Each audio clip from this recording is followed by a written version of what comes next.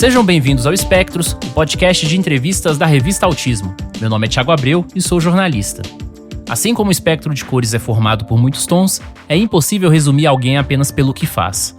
Aqui no Espectros, trazemos as pessoas que constroem a comunidade do autismo no Brasil para saber mais sobre estes indivíduos, além da história, seja familiar, profissional ou pessoal com diagnóstico. Este podcast é uma produção da revista Autismo com patrocínio da Clínica Somar Special Care.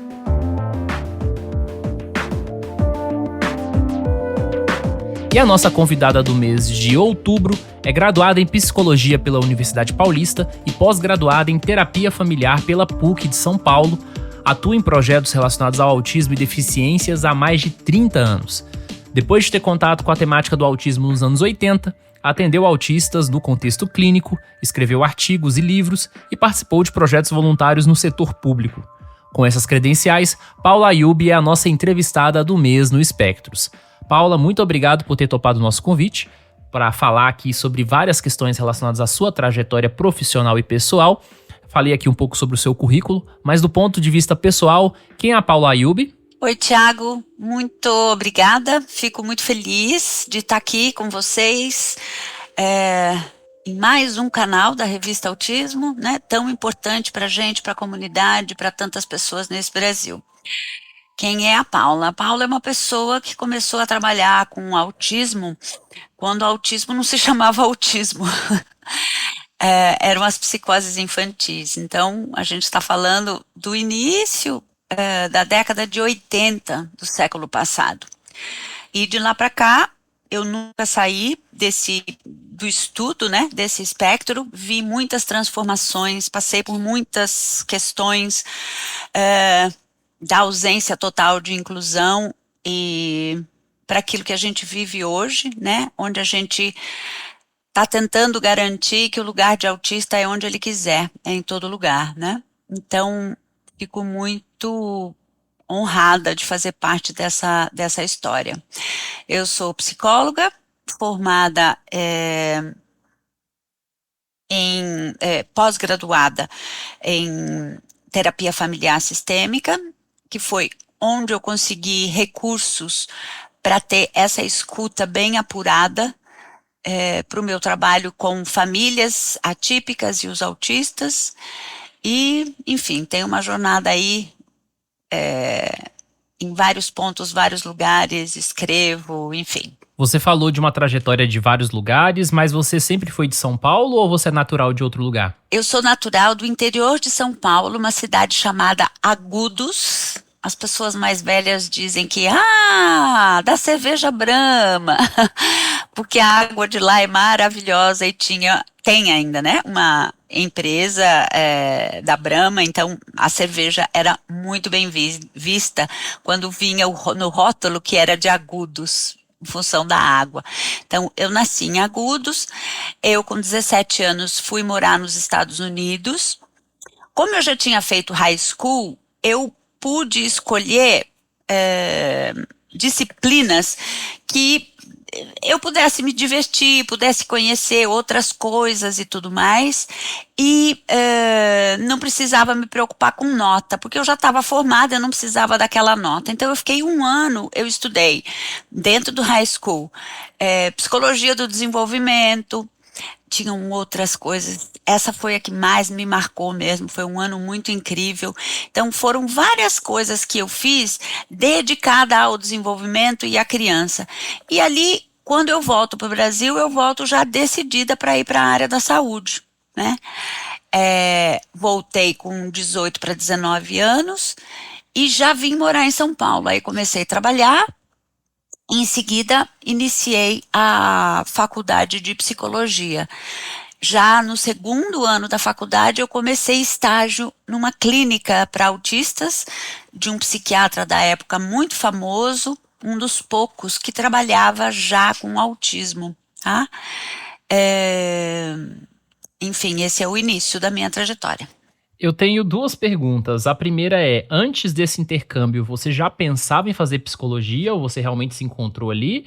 E se você puder falar o nome desse profissional que você trabalhou no começo? Sim, eu por incrível que pareça, quando eu tinha uns 12 anos, 12 para 14 anos, eu assisti aquele filme Meu Filho, Meu Mundo. E eu fiquei absolutamente enlouquecida com aquela história daquele garoto. E ali eu disse assim: eu vou fazer isso, eu vou trabalhar com isso. E ali eu me voluntariei na APAE da minha cidade e eu comecei a trabalhar com 12 anos de idade nessa área. Então eu meio que já sabia, não necessariamente para psicologia, mas eu já sabia mais ou menos que eu queria trabalhar com pessoas diferentes, tá? E aí quando eu volto aos Estados Unidos eu tô mais decidida mesmo e a cabeça mais formada para isso. E o médico era o Dr. Raymond Rosenberg. Então era uma escolinha que se chamava Crescer.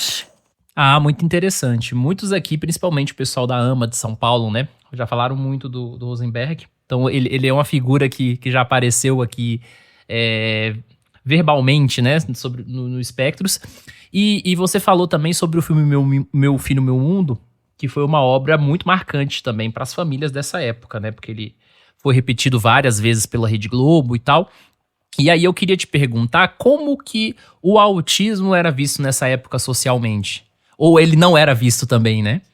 Não era visto, né? Não era visto. E esse filme deixou uma marca muito poética, né, no autismo. Porque foi lindo, e aquela dedicação daquela família, daquela mãe principalmente e tal. Então virou uma coisa assim, nossa, é assim. Então, romantizou demais e acabou colocando uma responsabilidade gigantesca na relação familiar, né? Para cura, digamos assim, porque no filme o garoto fica curado, né? Então, um monte de mentira, né, Tiago? Mas você acha que, de certa forma, em grande parte da história do autismo não sempre foi assim? Desde a psicanálise que colocava a culpa nas mães? Com certeza. É que a minha trajetória é muito voltada na amorosidade com os familiares. Eu sempre fui muito fora, assim, desse caminho, dessa trilha, né? Eu, na década de final de 80, começo de 90, eu viajava com autista nível 3 de suporte para dar descanso para as famílias, né? Eu saía, eu fazia um monte de programa. Então, assim, era muito difícil você ter um material. Aliás, eu tenho um artigo, Tiago, e fala, é uma revisão bibliográfica do acompanhante terapêutico. Por quê? Porque acompanhante terapêutico, até essa época, era muito ligado à antipsiquiatria e ao trabalho com esquizofrênicos. E o nosso trabalho com o autista era muito diferente disso, principalmente porque autista nessa época não falava, ponto. Né? A gente dizia que o autista que falava estava sempre no consultório do vizinho, nunca no nosso. E aí brincava-se, né, que era erro diagnóstico, essa coisa toda, porque autista era aquilo clássico, né? Ele tinha que se balançar, ele tinha que andar na ponta do pé, ele não falava, esse era o autista que a gente conhecia. Então, eu fiz um trabalho que ele é muito citado hoje por quem escreve, né? Quem consome essa literatura mais direcionada ao acompanhamento terapêutico, porque ele traz uma revisão bibliográfica, né? Contando o que tinha acontecido até ali. Então, ele hoje é citado por conta disso, em vários trabalhos científicos. E, na época, Roberto Antonucci, um psicólogo que eu perdi o contato, mas que era um dos poucos jovens da época, né, que trabalhavam com autismo, ele me ajudou muito a buscar esses outros artigos de acompanhamento terapêutico. E aí eu começo a escrever tentando diferenciar um pouco o nosso trabalho com o autista na rua do acompanhamento terapêutico tradicional. Então, até já nos anos 2000, eu passo a chamar de atendimento domiciliar, que é uma coisa muito diferente. Hoje não, hoje a gente tem outras tantas atividades dentro de casa e tudo mais, né? Mas, pensando nisso, eu viajava com eles e as pessoas ficavam chocadas, né? De ver essas pessoas na rua. Então a gente não via autista. Autista estava institucionalizado nessa época. Eu sempre acreditei na inclusão, sempre quis botar todo mundo para fora, viu? E em relação à sua formação, né? Que ela, me corrija se eu estiver errado, ela se deu entre o final dos anos 80 já, né?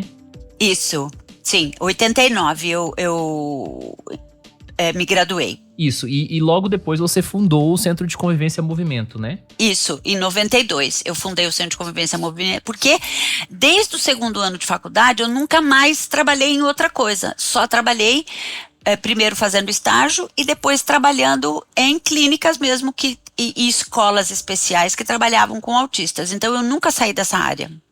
E como foi fundar essa organização? Tá, então quando eu monto o Centro de Convivência é porque eu começo a avaliar que assim, gente, primeiro que nas escolas especiais também não tinha esse autista, tá?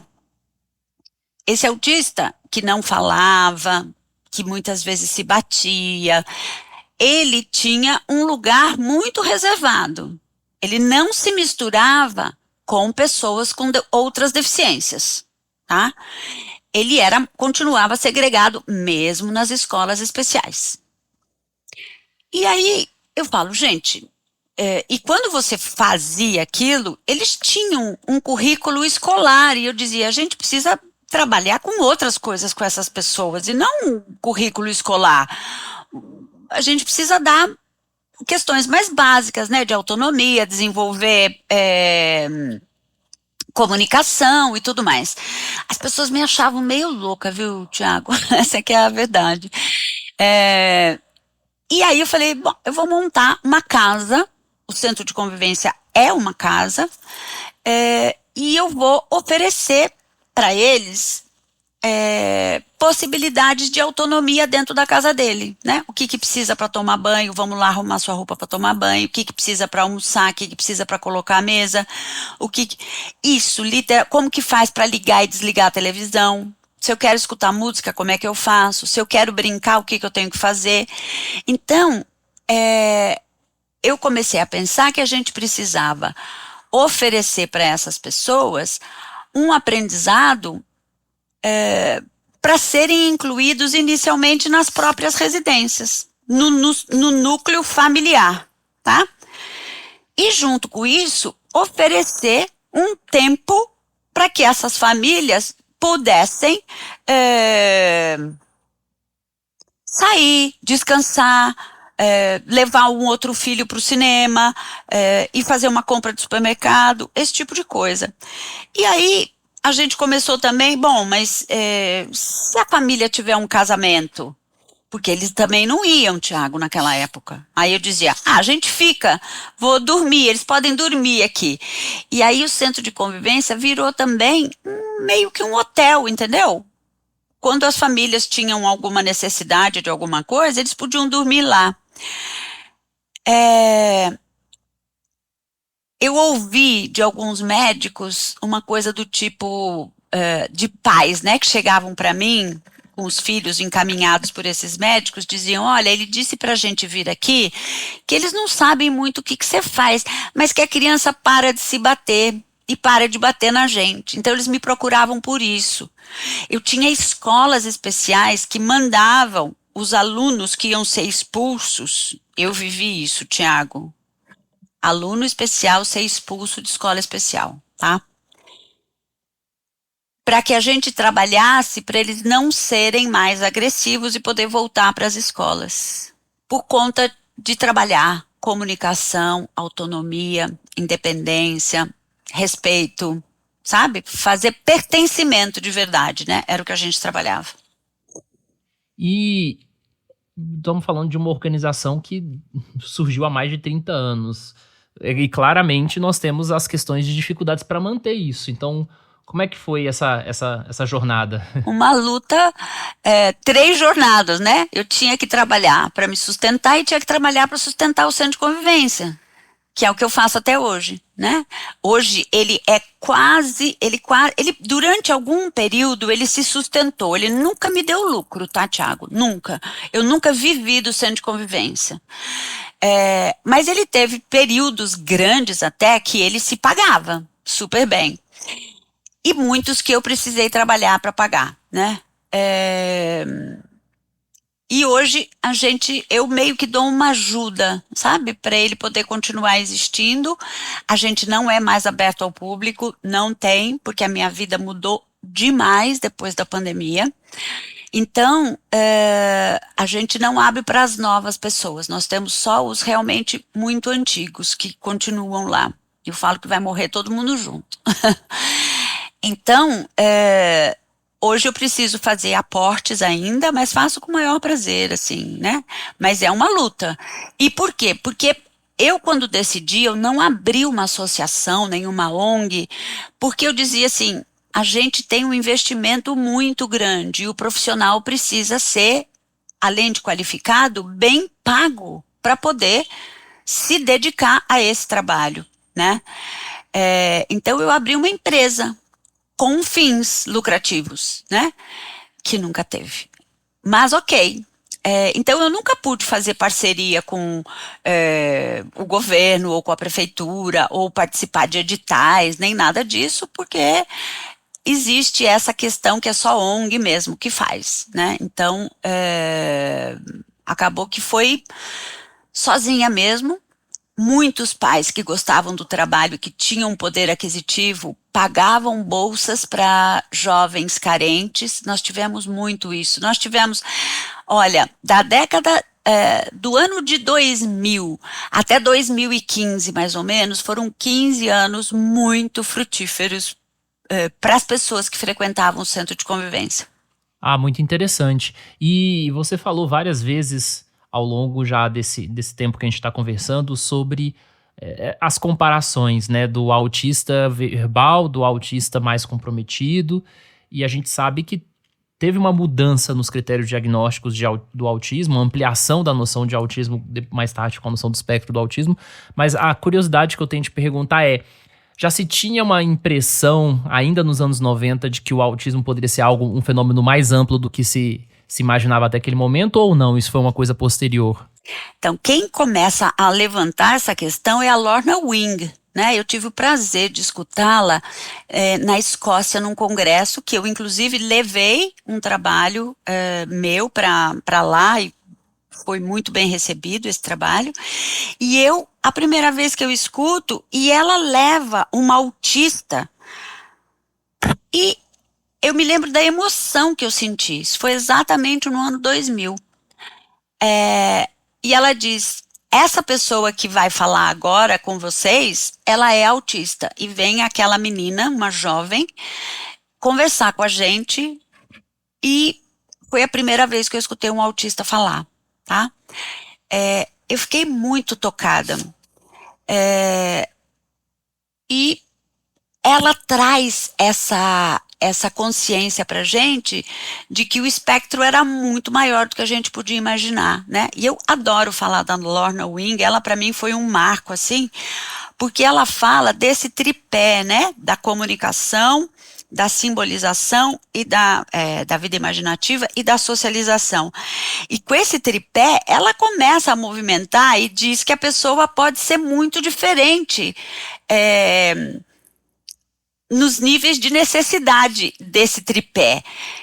E aquilo foi, de fato, aquilo acrescentou muito na minha vida. Foi por isso que eu parti para o estudo das teorias sistêmicas, né? Onde a gente conhece a pessoa para oferecer a ferramenta adequada para aquela pessoa e não o inverso, né? Então, foi incrível escutar aquela menina falar. Ela era uma autista nível 1 de suporte, né?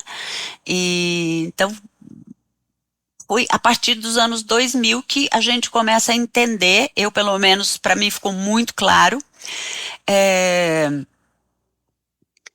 de que o autismo era muito mais do que andar na ponta do pé e se balançar e essas coisas. No Brasil, a gente teve um movimento social, né? Desde a década de 80, a participação de autistas adultos nesse movimento se deu um pouco mais tardiamente. Mas eu queria te perguntar, fora dessa questão desse encontro com a Lauren Wing, que é uma história interessantíssima, quando que você começou a ter contato com autistas adultos no contexto clínico no Brasil? Você lembra-se mais ou menos o ano que você percebeu que estava ocorrendo uma diferença aí? Deixa eu ver. Eu acho que a partir dos anos 2000. Por quê? Porque eu volto da Escócia, eu estava terminando, né? Fui fazer a pós-graduação e tal. Então, vamos dizer assim, 2005, 2006, eu começo a conversar com a comunidade de terapia familiar, mais do que de autistas. Eu me volto para a terapia familiar.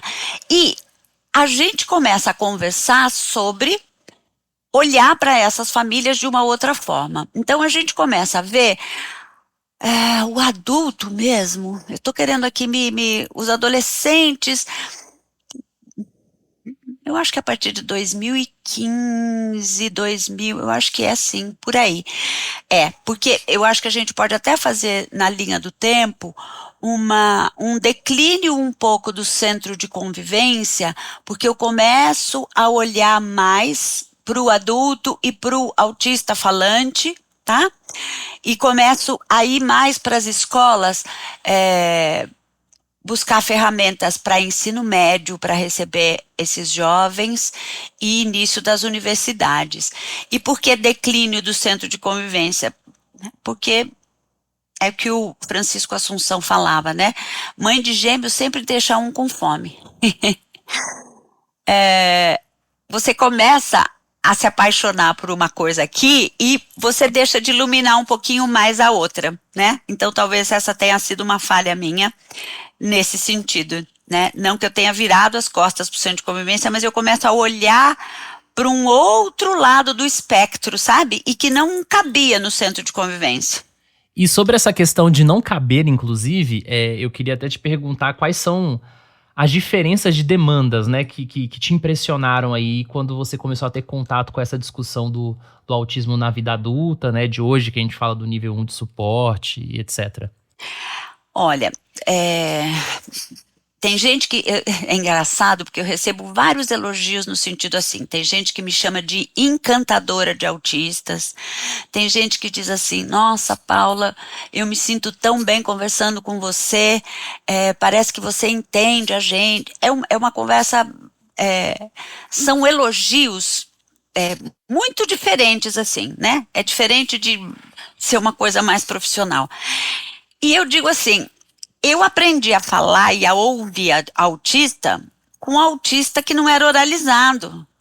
Então, eu só posso ter essa escuta apurada, né? Eu aprendi a falar com eles. Então, para mim, era muito mais, Tiago, uma surpresa enorme quando eu escutava o que o autista me contava e era tudo que eu imaginava quando eu atendia o autista que não falava verbalmente. Então, quando eu estava, vou te dizer assim, eu nunca deixei de oferecer uma oportunidade, tá? Para as pessoas que frequentavam o centro de convivência. Eu sempre deixava e dizia, você pode fazer tal coisa? Você quer fazer tal coisa? Você gostaria de fazer tal coisa? E na maioria das vezes eles pegavam. E aí, eu desenhava em cartelas, eu trabalhei com cartelas a minha vida inteira. E naquela época a gente não tinha a possibilidade de entender os movimentos, por exemplo, que estavam acontecendo na Espanha, que era sobre comunicação simples, tá? Ou a gente não tinha. E eu fui muito uma pessoa, como eu nadei muito contra o que se estabelecia na época para o autista, foi muito solitário a minha trajetória, tá? Então eu demorei muito para conhecer muitas coisas, mas elas estavam em mim. Então eu trabalhava com cartela sem nunca ter ouvido falar de PECs. E quando eu vejo, eu falo, nossa, que legal, né? Vamos juntar. Então, eu fazia passo a passo de atividades em cartelas para eles, e o que ajudava demais, né? Então, eu fui desenvolvendo recursos para as pessoas não moralizadas que ajudaram muito, muito, muito, muito. E aí, quando eu começo a conversar com os autistas, eles vão me dizendo coisas e sentimentos que eles tinham, que era o que eu imaginava que estava acontecendo ali com aquele autista que não usava as palavras para se comunicar, sabe? Então, foi muita surpresa, tá? Mas surpresa no bom sentido, assim, de falar, nossa, eu não dei bola fora, eu não estava num caminho errado, né? Foi uma grata surpresa que a gente pode dizer. A primeira vez que eu tive a certeza que autista se comunicava foi quando eu estava num shopping com um garoto autista, clássico, né? A gente chamava de autista clássico, e ele vê uma mãe e uma criança vindo na nossa direção. Eu estava com essa escola, tá? Que eu fiz estágio na época da faculdade. Nós estávamos todos acompanhando, cada um autista. E esse garoto estava chupando um sorvete e ele estava vindo na nossa direção e esse garoto acompanhou o menino sumir e quando ele volta a cabeça dele, ele me dá uma mordida no pescoço. E aí eu disse, gente, ele quer sorvete. Eu não tinha dúvida de que aquilo era a única possibilidade que ele tinha de expressar um desejo, uma vontade. E quando eu falava isso, as pessoas diziam, autista não tem desejo, Paulo, olha o que você está falando. E foi assim. E ele ganhou sorvete? Então, foi um drama, né? Porque aí as pessoas acharam que ele estava tendo uma crise, e aí me tiraram dali, porque eu era estagiária. Enfim, as pessoas deram um rumo para a situação que eu não pude interferir. Eu era, além de ser muito jovem, eu era muito estagiária, eu não tinha o conhecimento que eles tinham e ninguém me deu ouvido, tá? Mas dali, ninguém me tirou mais dessa trilha. Ninguém me tirou mais dessa trilha. Por isso que foi tão solitária a minha jornada, tá? Aliás, você já apoia a revista Autismo? Sabia que você pode contribuir com uma pequena quantia mensal e fazer a revista impressa chegar a mais pessoas sem acesso à internet? Além disso, os apoiadores têm acesso à revista digital antes de todo mundo, além de conteúdo extra, como bastidores de reportagens e participação de lives exclusivas. Veja todos os detalhes no site canalautismo.com.br/apoie. Em relação ao seu nome enquanto pessoa pública, podemos dizer assim, talvez uma das referências mais recentes que as pessoas fazem a associação é o TIM, eu não sei se a pronúncia é desse jeito, né? O TAMM da Universidade Federal de São Paulo, a Unifesp, e a sua participação em diferentes grupos de trabalho sobre autismo, deficiência, né? E você transita em muitas questões não só circunscritas ao autismo. Eu queria te perguntar sobre esse projeto, né? O que você desenvolve nele? Conta pra gente um pouco aí. Hoje eu tenho vários projetos. Quero falar o primeiro deles, que é um projeto que eu faço com a Sabrina Ribeiro e com o Francisco Paiva Júnior, que é o Happy Hour Inclusivo. A gente já está há um pouco mais de um ano indo para bares na noite de São Paulo, que a gente tem o cuidado de visitar antes, conversar, pegar o cardápio, olhar, pedir adequação de luz, de som. A gente prepara materiais para receber autistas que querem se relacionar socialmente, querem ter um programa, querem ter alguma coisa, né? Então, esse projeto eu continuo me emocionando muito, viu, Tiago, quando eu vejo possibilidades, né? Quando eu vejo que as pessoas podem coisas. Então, esse é um projeto hoje que eu acho que nos emociona de um modo geral. Então, quando a gente vê troca de olhares entre um menino e uma menina, não porque são menino e menina, né? Pode ser o que quiser ser, desde que seja feliz. Mas quando a gente vê troca de olhares um pouco mais romântico, com um interesse um pouco além do social, né?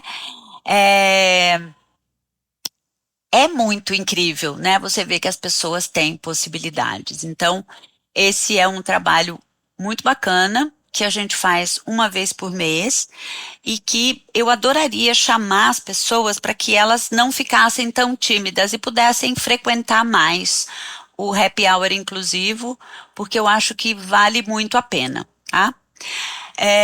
Eu tenho o Eu Me Protejo, que é um coletivo com vários profissionais do Brasil e fora do Brasil, que em linguagem simples a gente faz um trabalho de prevenção à violência sexual contra pessoas com deficiência.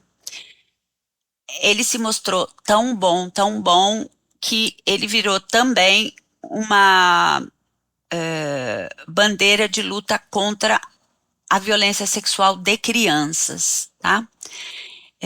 Então, eu me protejo, é um trabalho que eu tenho o maior orgulho de fazer parte, e a gente também faz formação, palestra, uma série de coisas. Tem, esse é voluntário, né, o coletivo, e no TIM Unifesp, lá no ambulatório da Unifesp, né, de TEA, também é um trabalho voluntário, e eu já fiz oficina de habilidade social, já fiz oficina de função executiva, hoje estou fazendo uma oficina de criação de uma história, tá? Que vai ser publicada e a gente vai escrever para a próxima revista do Revista Autismo, porque está sendo um trabalho incrível que está sendo feito lá. E tenho também no TIM o Roda de Familiares de Autistas acima de 16 anos. Esse é um trabalho que tem 3 anos já, também gratuito. A gente conta com 40, 50 famílias por semana para conversar sobre temas variados. Tem sido muito, muito, muito importante para a comunidade de um modo geral, onde a gente resgata essa amorosidade que eu falei, né, essa escuta mais afetiva para os familiares. A gente tem cerca de 3, 4 homens, pais, no máximo, o restante são mulheres, e elas são mães, irmãs, avós, esposas de autistas, tá? Esse trabalho, ele resultou num livro publicado, Dia a Dia com o Autismo, Relatos e Reflexões de Familiares, onde a gente transcreve alguns depoimentos dessas mulheres, alguns depoimentos muito, muito, muito tocantes, e temos alguns artigos, um deles da doutora Daniela Bordini, que é a psiquiatra responsável pelo ambulatório da Unifesp, a minha chefe, que eu admiro tanto, e também um artigo sobre a visão das famílias atípicas dentro da teoria sistêmica nas práticas colaborativas dialógicas, tá? Que foi feito por estagiários do Núcleo de Psicoterapia de Niterói, contemporâneo de psicoterapia, que fizeram estágio conosco lá no Roda de Conversa. Deixa eu ver se eu não esqueci. Além do Centro de Convivência,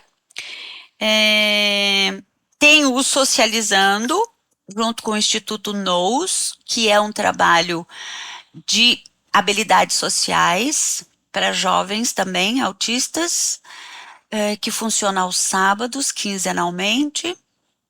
Acho que só, Tiago. Eu sei que você também já atuou em algumas discussões de políticas públicas, né? Você já fez parte de grupo de trabalho sobre autismo na Secretaria Municipal de São Paulo, de deficiência, né?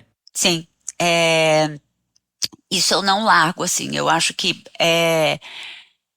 ser psicólogo é um dever político, né? A gente precisa. Se eu atuo para o bem-estar de seres humanos, eu preciso lutar também pelos seus direitos, né? Com base na Declaração dos Direitos Humanos. Então, onde tem, eu vou. Se eu preciso desmarcar coisa, eu vou. A última que eu fui foi numa audiência pública na OAB. E sempre que eu posso, eu falo e deixo o meu recado, né, para as pessoas. Ajudei a escrever, junto com outras mãos preciosas, a lei que foi assinada pelo Bruno Covas, que dá origem aí a muito do que a gente tem visto hoje no município com essa lei. Foi um trabalho riquíssimo e com muitos autistas também, o que me dá muito prazer de falar. Então, eu tô sempre com a mão lá, tá? Sempre. E dou muita formação também, e viajo, enfim. Mas aí eu cobro, né? Porque eu preciso sobreviver de alguma forma. E tem espaço para pensar em projetos futuros?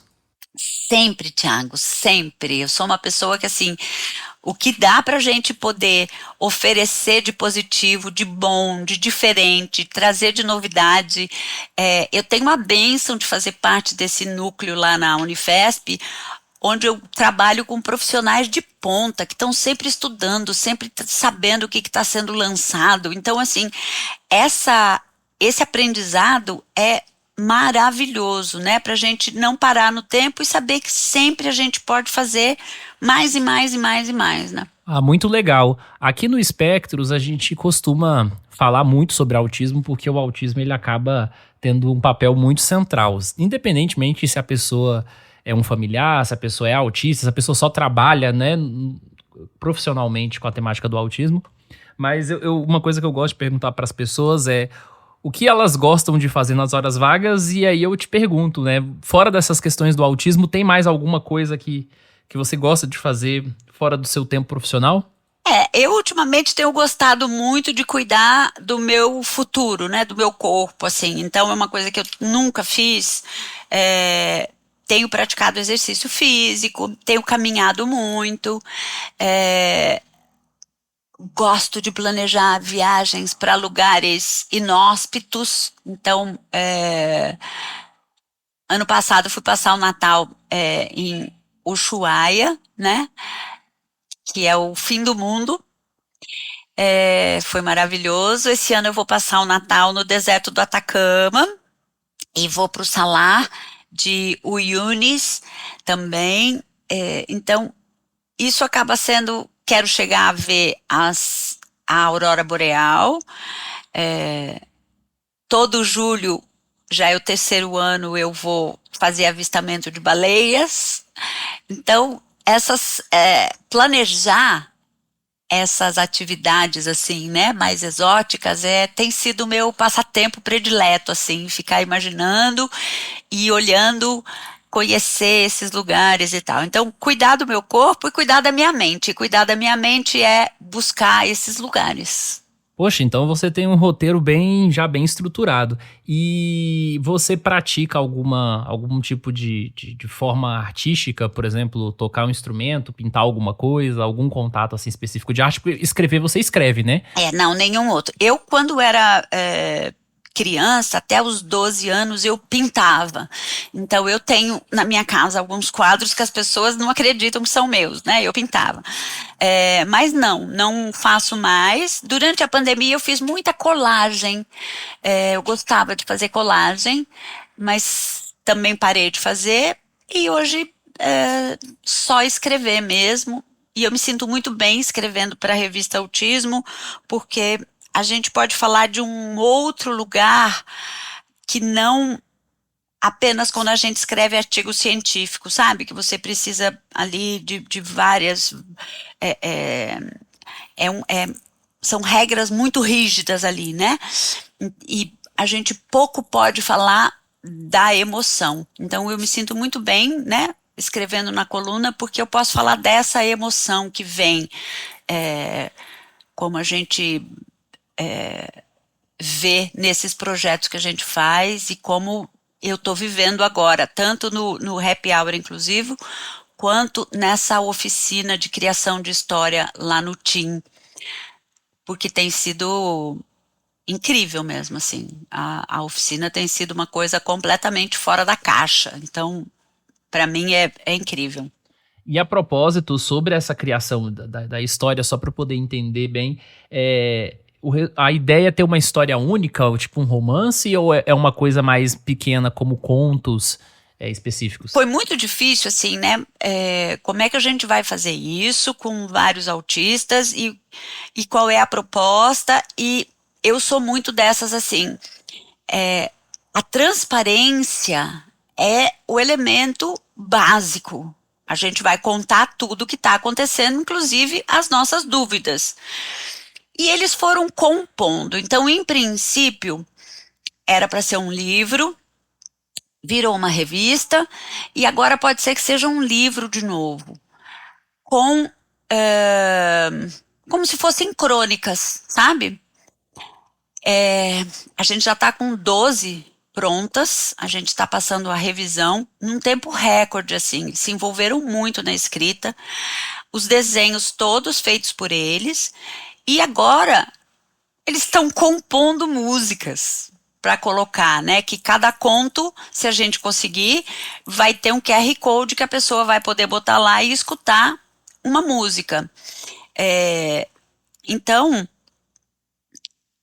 por isso que eu digo que está sendo completamente fora da caixa, porque isso está tomando outras proporções deles mesmo. Então, essa coisa da rigidez, a gente consegue contornar quando a gente tem transparência, quando a gente tem comunicação, né? Das vias mais fáceis possíveis, onde a gente tem um sentimento de confiança, onde eles podem dizer, escuta, a gente sabe ler, não precisa perguntar isso pra gente, né? Então, a gente está vivendo ali uma história muito única, sabe? Com essas pessoas. Então, tá muito incrível, né? Então, as crônicas, elas estão prontas já, né? Mas a gente não sabe ainda se ela vai virar uma revista ou se ela será um livro, tá? De crônicas.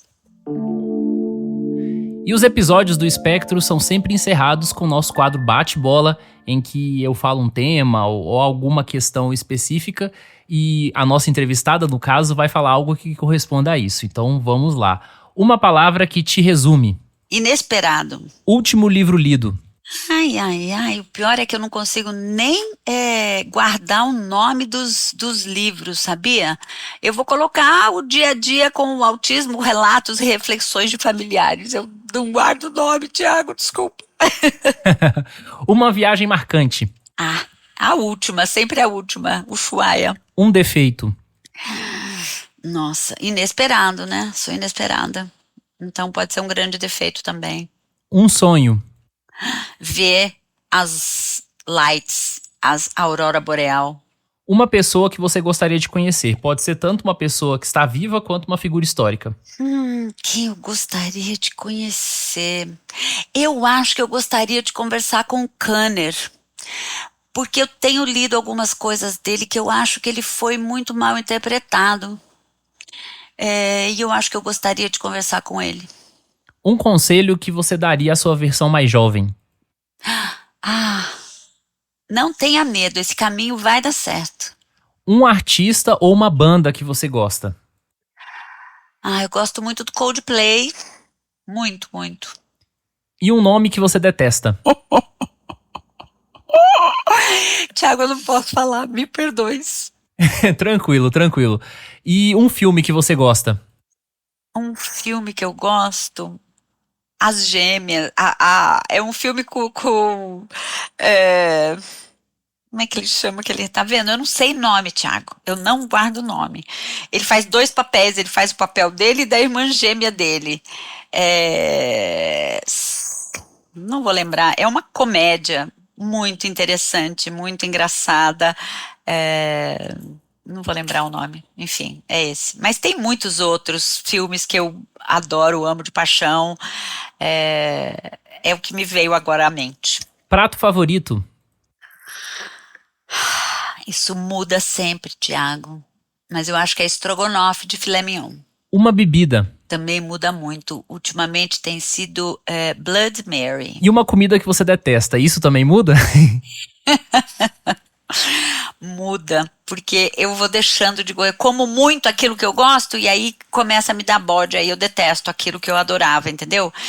Eu, por exemplo, amo tudo que tem a ver goiabada com queijo. Eu comi tanto ultimamente que eu não posso nem ouvir. Então, agora o que eu detesto é goiabada com queijo, mas há uma semana atrás era o que eu amava. E por fim, frase favorita? Você nunca pode se beneficiar de uma oportunidade que nunca teve. Da Associação Americana de Retardo Mental de 1992. O Centro de Convivência foi baseado nessa frase. Paula, muito obrigado pela sua participação aqui no Espectros, por compartilhar um pouco sobre a sua trajetória pessoal, profissional, né, que muitas vezes essas coisas também se cruzam, as nossas aspirações, aquilo que a gente acredita. E fique à vontade, então, para poder fazer uma fala final ou falar alguma coisa que você gostaria de falar para o público. Enfim, o espaço é teu. Eu agradeço muito a oportunidade de estar aqui, contar um pouco da minha história. Você me liderou muito bem, assim, foi bem gostoso, me senti muito confortável. E eu quero dizer que, assim, durante essas décadas, né, as coisas mudaram muito. Então, quem diz assim, não muda, muda sim, gente. A gente avançou bastante, mas ainda tem muito que lutar. Então, a gente precisa conscientizar mais, cada vez mais, as famílias, a sociedade, os profissionais, para poderem ter uma escuta atenta, sabe? Para o autismo e para as famílias dos autistas. Muito obrigada, Thiago. Eu que agradeço. E mais uma vez, muito obrigado a você que nos ouviu até agora. Nos encontramos em novembro. O Espectros é uma produção da revista Autismo em parceria com a clínica Somar Special Care. Localizada em Pernambuco e com unidades em várias cidades do estado, a Somar Special Care tem o objetivo de mudar a vida das pessoas autistas com profissionalismo e amor.